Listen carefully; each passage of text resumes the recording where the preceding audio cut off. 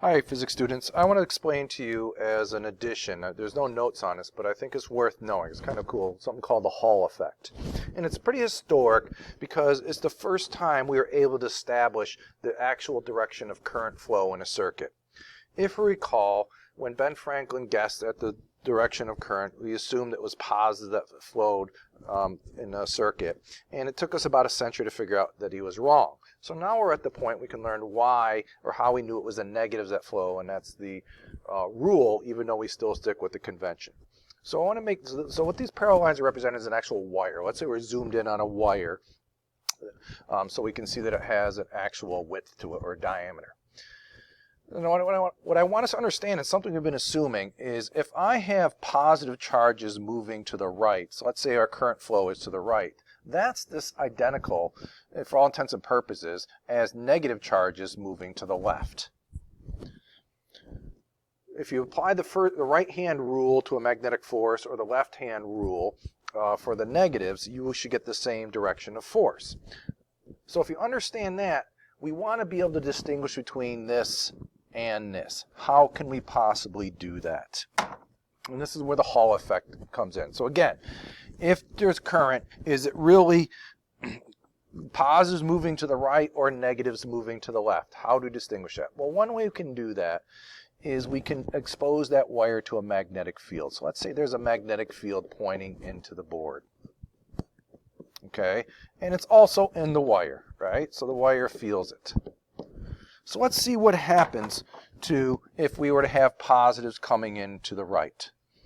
Okay, so if we have positives coming into the right, even though the positives, they're entering a wire and the wire is filled with atoms, they're going to feel a Lorentz force. They're going to feel deflected one way or the other. So if we apply the right-hand rule, because it's positives, the third one, we point our fingers into the board for the magnetic field, our right thumb to the right, we see that there's going to be an upward force on that. And so what we would have is, in the wire itself, as those charges move through, is the positives are going to be generally congregating up here as they're moving this way, leaving this side, well, I'll just say positive, not even leaving this side more negative, but essentially. On the other hand, if we have its current flow is truly due to negatives moving in from the right to left, and we apply the left-hand rule, we point our fingers in and our thumb to the left, we see our palm is pointing up, and we'd see negatives forced up. So that's consistent with the idea that the magnetic force is the same direction for a opposite charge moving in the opposite direction as the other one.